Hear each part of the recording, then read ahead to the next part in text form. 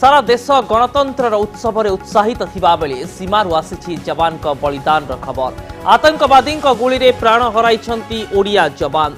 जम्मू कश्मीर बारामूला अंचल में आतंकवादी मुहामुही बेले प्राण हराइछंती खोर्धा बेगुनिया अंचल हेमंत कुमार पंडा। जो अंचल में जवान आतंकवादी एनकाउंटर होइथिला सही अंचल में आज सकाळु 2 जण आतंकवादी जवान को गुली प्राण हराइछंती।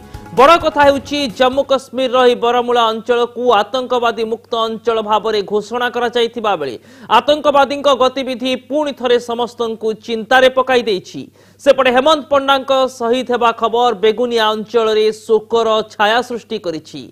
गणतंत्र दिवस अवसर में भारत और पाकिस्तान जवान माने वाघा बॉर्डर रे गोटे पक्ष आउ गोटे पक्षरु स्वतंत्र सैल्यूट देउथबा बेले आतंकवादी माने भारत सीमारे पसी घटाई चलीछंती अमानवीय कांड, जेउथिरे जणे ओडिया जवान हेमंत कुमार पंडा शहीद हेबार एक दुखद खबर वर्तमान समय हस्तगत होइछि।